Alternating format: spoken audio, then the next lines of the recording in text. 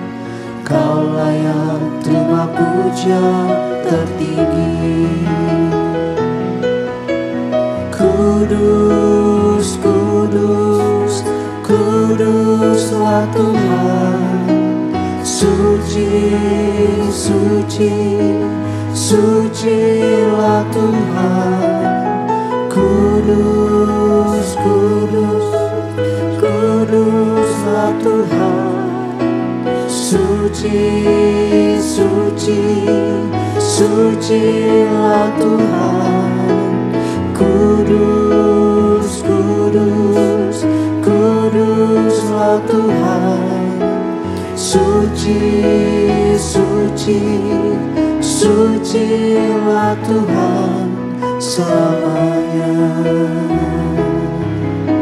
Sucilah Tuhan selamanya. Sucilah Tuhan selamanya.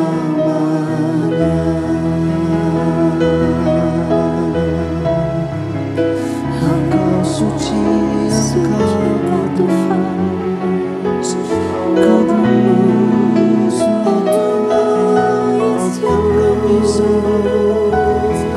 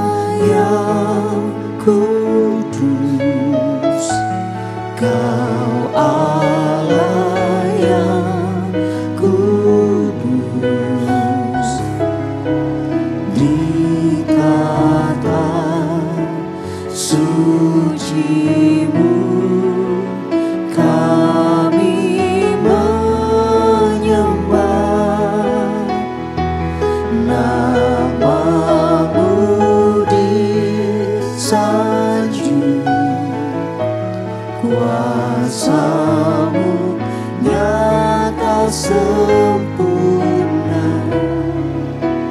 Kami puja Engkau Raja mulia. Kau Allah yang kudus, Kau Allah yang kudus. Di tata suci-Mu kami menyembah. Nama-Mu disanjung, kuasa-Mu nyata sempurna. Kami puja Engkau Raja mulia. Kau Allah yang kudus, Kau Allah yang kudus. Di tata suci-Mu kami menyembah. Nama-Mu disanjung, kuasa-Mu nyata sempurna. Kami puja Engkau Raja mulia.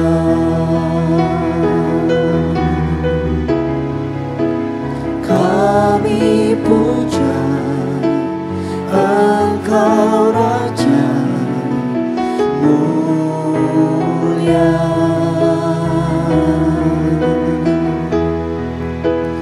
Kami puja Engkau Raja mulia. Kami puja Engkau Raja, Raja mulia, sebab Engkau kudus.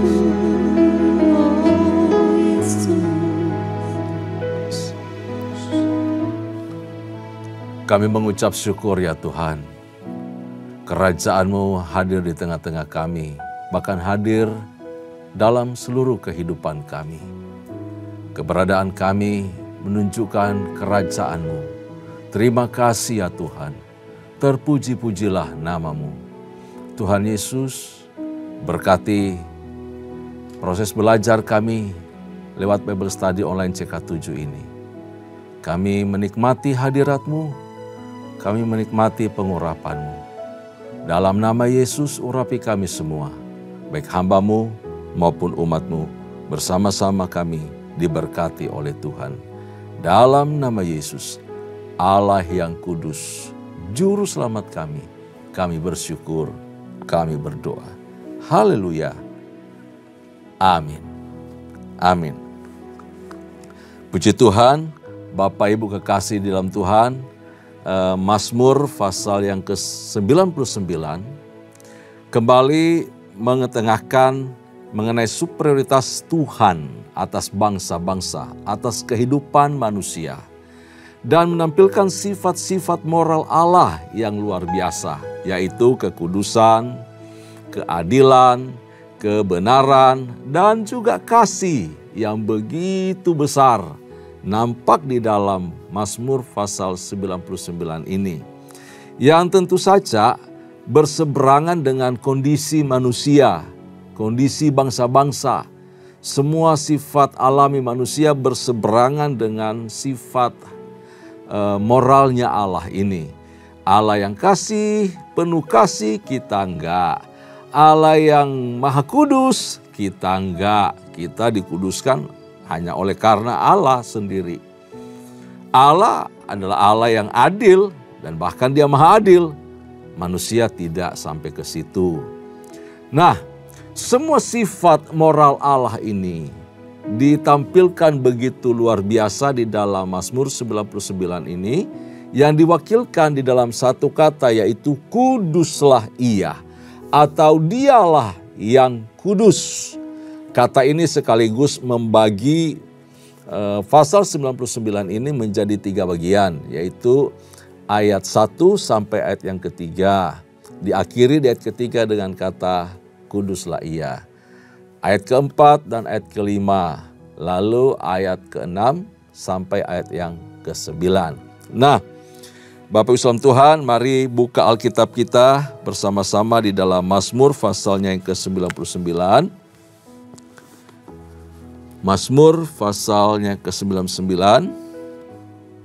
Saya menggunakan Alkitab terjemahan baru 2. Dan tentu saja halamannya berbeda dengan Bapak Ibu punya, ya. Berbeda. Kisaran perbedaan sekitar 300 halaman, ya. Mazmur pasal 99 ini Alkitab terjemahan kedua. Jika Bapak Ibu berkunjung ke toko buku, boleh cari, boleh beli, ya, beli. Bahasanya sangat familiar dengan kita, mudah dimengerti, dan bagi orang-orang tua yang matanya sudah mulai agak rabun, sangat menolong, ya. Kita tertolong karena hurufnya itu cukup besar-besar. Gitu, jadi mudah untuk dibaca. Puji Tuhan. Nah, kita akan baca dari ayat pertama sampai ayat yang ketiga lebih dahulu, bagian pertama.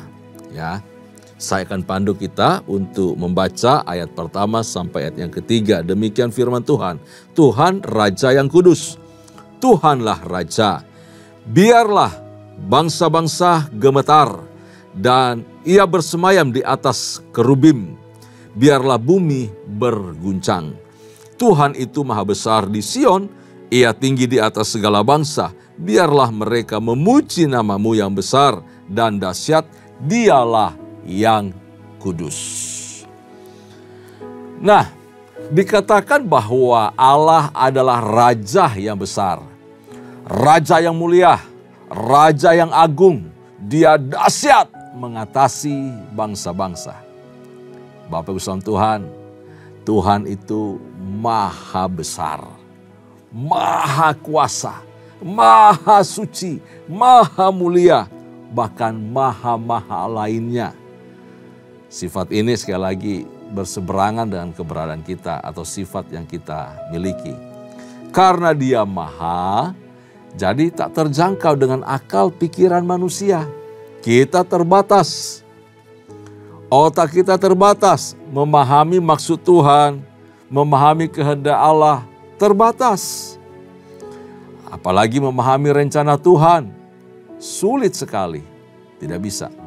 Kita bisa mengerti maksud Allah, oleh karena Allah sendiri menyingkapkan dirinya untuk dikenal, untuk diketahui, untuk bisa dimengerti. Sejauh Allah membuka dirinya untuk dikenal oleh manusia.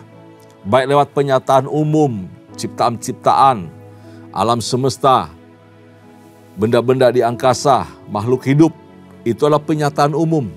Allah menyingkapkan dirinya lewat semua itu. Tapi Allah juga menyingkapkan dirinya secara khusus, yaitu pesan-pesan disampaikan melalui para nabi, melalui utusan-utusan seperti malaikat, dan lewat firman Allah, lewat Alkitab yang kita baca. Itu adalah penyataan Allah khusus. Dan puncak penyataan itu di dalam diri Yesus Kristus Tuhan kita. Allah menyatakan diri, Allah menyingkapkan diri, Allah membuka dirinya untuk dikenal oleh manusia. Itu luar biasa. Dari Alkitab, dari firman Allah kita bisa mengenal Tuhan. Tapi sejauh Allah juga membuka dirinya. Kalau tanpa ada tuntunan Roh Kudus, tanpa urapan Roh Kudus, tanpa pengertian yang datang dari Roh Kudus, maka firman ini akan tertutup. Firman ini tidak bisa dimengerti oleh kita manusia. Bayangkan saking dangkalnya kemampuan kita, kurangnya kemampuan kita, keterbatasannya diri kita memahami firman Allah, memahami maksud Tuhan. Sehingga setiap kali kita baca firman kita harus minta pengurapan Tuhan, minta tuntunan Roh Kudus. Kenapa? Karena firman yang kita baca ini adalah penyataan Allah sendiri melalui Roh Kudus kepada para penulis. Sehingga hanya melalui tuntunan Roh Kuduslah kita bisa belajar memahami maksud dan kehendak Allah. Bapak Ibu salam Tuhan, Allah yang kudus, Allah yang maha tadi, dikenal juga sebagai Allah yang transenden, Allah yang jauh, Allah yang tak terjangkau, Allah yang tak sebanding, Allah yang berbeda dari keberadaan kita dan dari kemampuan kita. Nah, dibanding dengan diri manusia memang kita nggak punya kemampuan apa-apa, terbatas sekali. Kebesaran Allah itu tidak dapat dibayangkan Bapak Ibu salam Tuhan dan tak bisa dibandingkan. Ibarat setetes air di samudra raya, demikian manusia dibandingkan dengan Allah. Bahkan pemazmur mengatakan manusia itu seperti sebutir debu di hadapan Tuhan. Bahkan di tengah bumi ini, lah bumi saja, bulatan bumi, dikatakan merupakan tumpuan kaki Allah. Tumpuan kaki Allah ini bahasa gambaran yang luar biasa.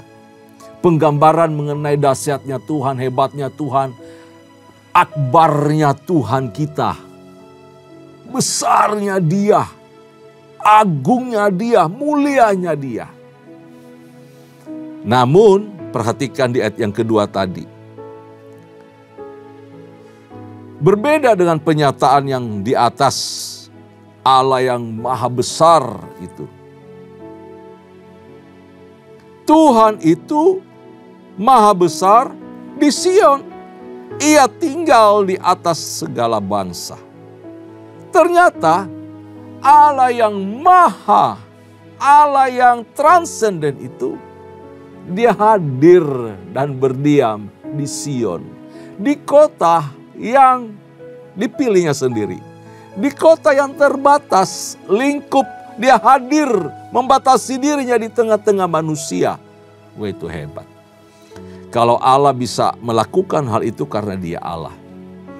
Manusia yang sederhana, kecil dan tidak ada apa-apanya tidak bisa menjadi Allah. Tapi Allah bisa untuk menjadi seperti kita dan hadir di tengah-tengah kita. Itu hebatnya Allah. Kenapa ada apa di Sion? Di Sion itu dibangun kemah suci, dibangun bait Allah, dibangun tempat pertemuan, dibangun tempat hadirnya Allah untuk bisa berjumpa dengan umat. Dia hadir di tengah-tengah manusia, dia hadir di tengah-tengah umatnya. Yang merindukan dia, yang mau dipimpin oleh dia, yang mau memuji menyembah dia. Dan kemuliaannya hadir di sana, nyata di sana. Sehingga umat itu bisa sujud menyembah ketika kemuliaannya hadir. Pertanda perkenanan Tuhan atas bangsa itu. Nah, Mazmur 99 ini berbicara Tuhan dalam dua sisi, Bapak Ibu saudara Tuhan. Yaitu Tuhan yang transenden, Tuhan yang maha besar itu, Tuhan yang maha-maha, Tuhan yang berbeda, Tuhan yang jauh, Tuhan yang tak terjangkau.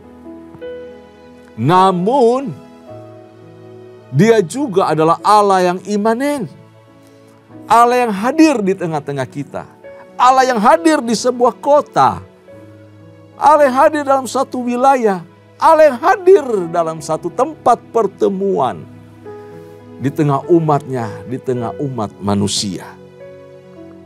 Ini Mazmur 99.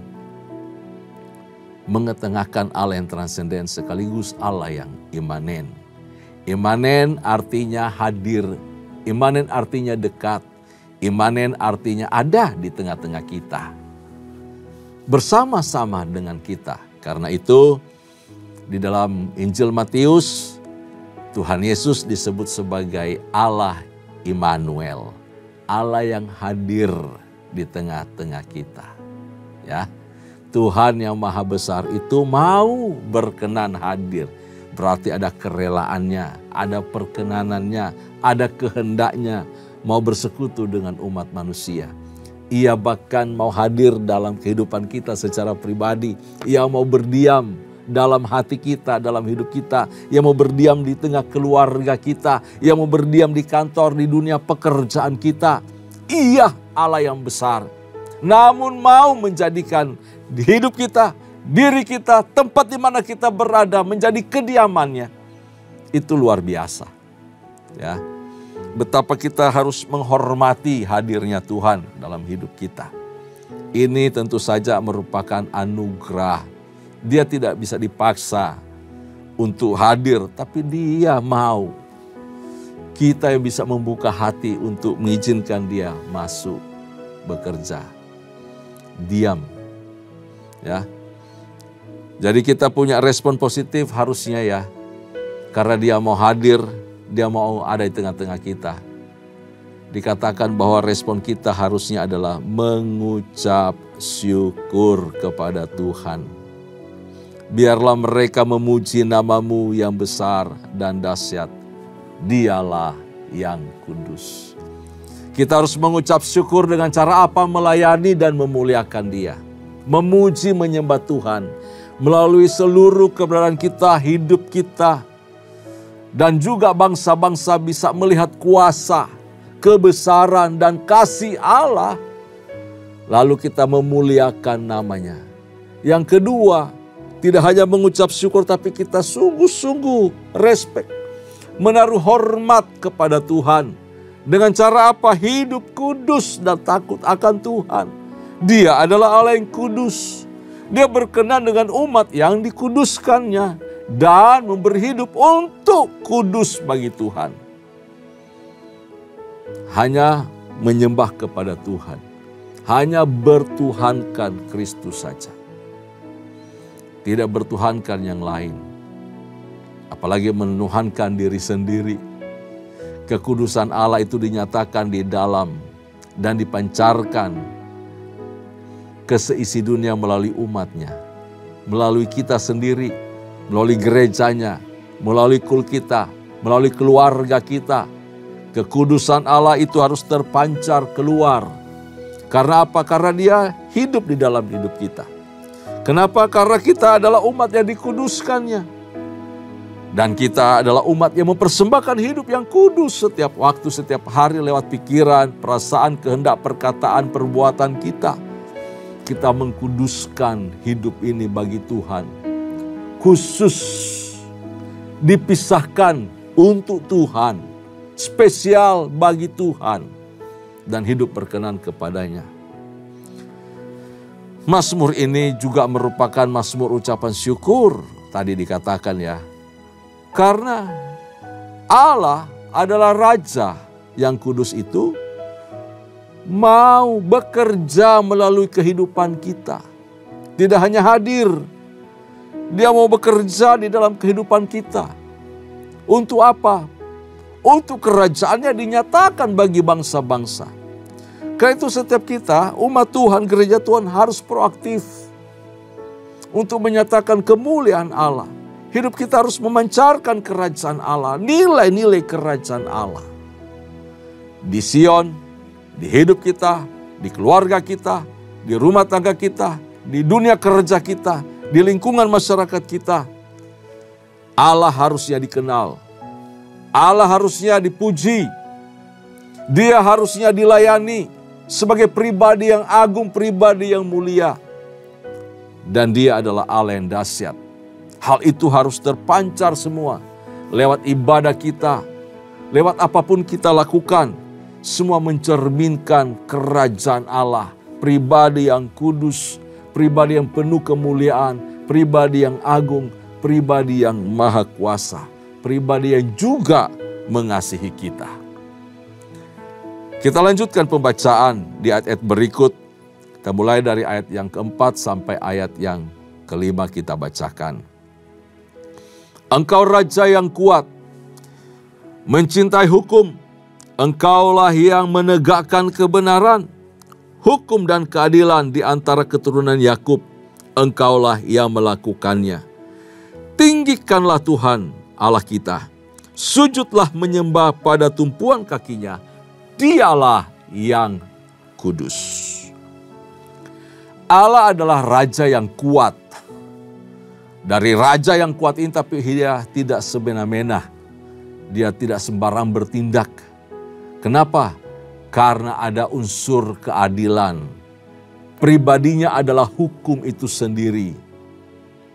Bapak Islam Tuhan, sebagai Allah yang mencintai atau pribadi yang mencintai hukum, pribadi yang adil, maka Allah adalah Allah yang menegakkan kebenaran.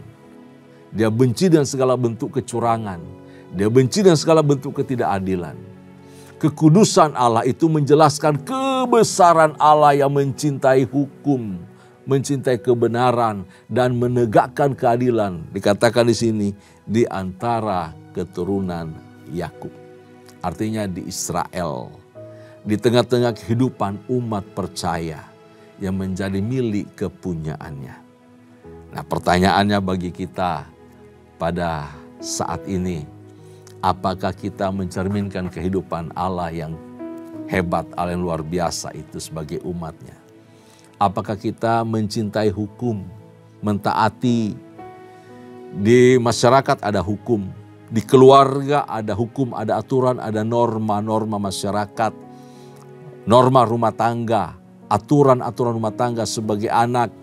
Engkau harus tunduk, engkau harus hormati. Di rumah tangga ada hukum, ada aturan. Orang tua mengatur hidupmu supaya engkau baik. Suami, istri, ada hukum, ada aturan di antara kehidupan berkeluarga maupun berumah tangga. Bagaimana suami mengasihi istri, istri mencintai suami. Anak menghormati orang tua menghargai anak. Itu norma, itu hukum. Untuk makan ada etika, untuk waktu tidur semua ada waktu. Itu hukum. Di sekolah ada hukum, ada aturan, ada norma. Di tempat kerja ada hukum, ada aturan, ada norma, ada etika. Kita harus belajar mencintai semua itu. Di gereja apalagi. Ada aturan, ada hukum, ada norma, ada etika berjemaat, bukan tidak. Semua ada aturan. Dimanapun kita berada selalu ada di bawah otoritas, hukum, aturan. Allah itu tertib.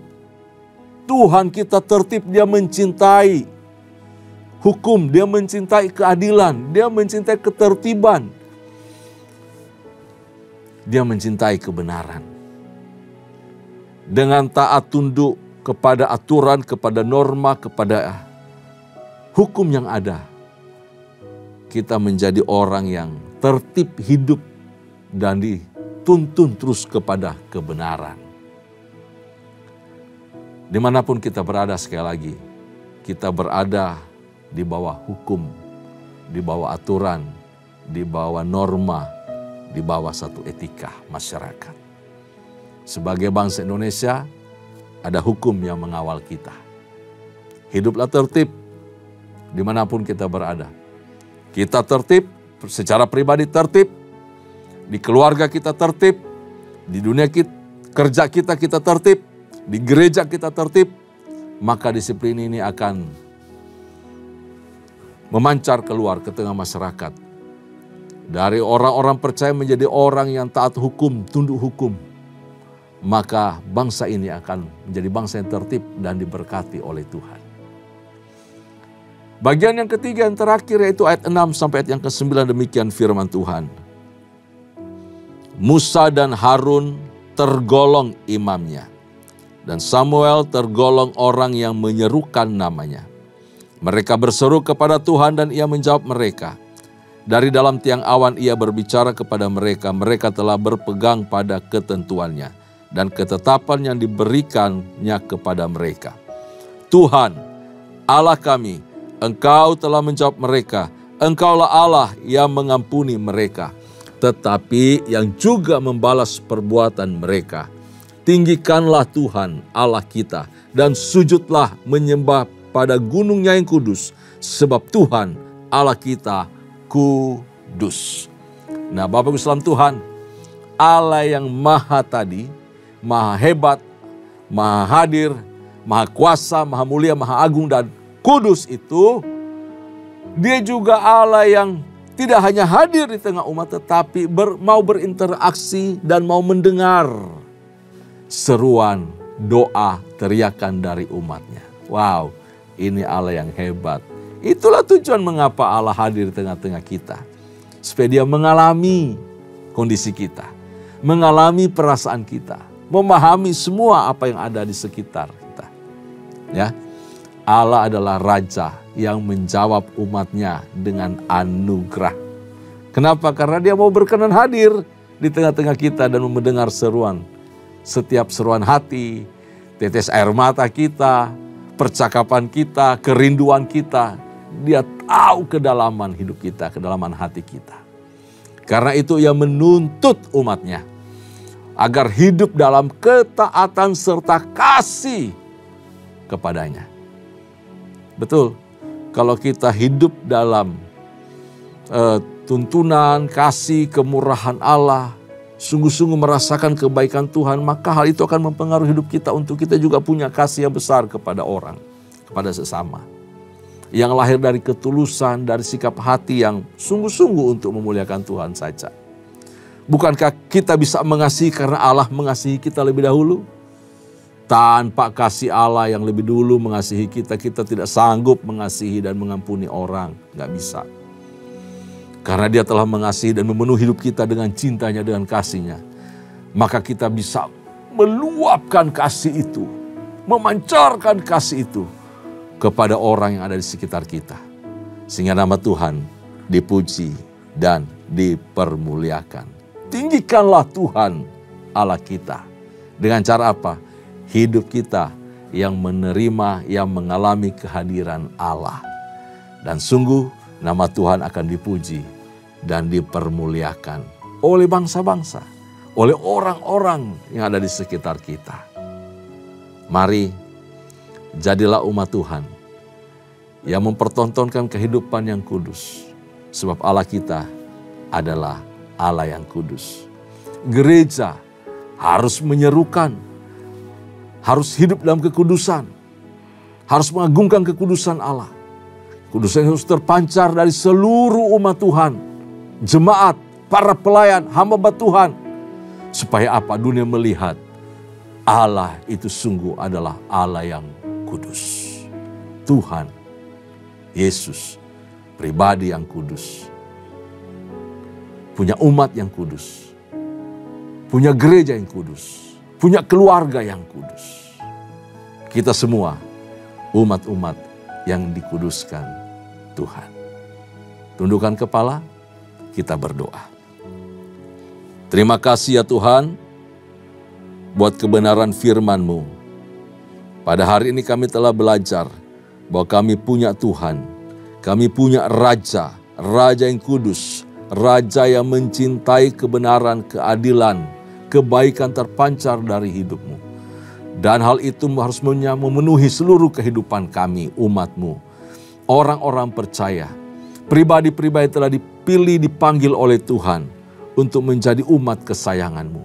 Kami harusnya memancarkan kekudusan Allah dimanapun kami berada. Sehingga nama Tuhan dipuji, dipermuliakan, diagungkan. Terima kasih ya Tuhan. Terpuji-pujilah nama-Mu, berkati semua umat-Mu. Berkati kami semua, berkati pekerjaan mereka, berkati pelayanan mereka, berkati keluarga mereka. Terima kasih Bapa. Di dalam nama Yesus Kristus Tuhan, kami mengucap syukur, kami berdoa. Kekasih-kekasih Tuhan, arahkan hatimu di hadapan Allah. Terimalah berkat serta anugerah yang melimpah dari Allah Bapa, kasih sayang di dalam Kristus Yesus Tuhan kita, serta persekutuan yang manis dengan Allah Roh Kudus menyertai kita mulai hari ini sampai parusia Tuhan datang pada kali yang kedua, bahkan sampai selama-lamanya. Setiap kita yang percaya sama-sama katakan amin. Tuhan Yesus memberkati kita semua. Shalom.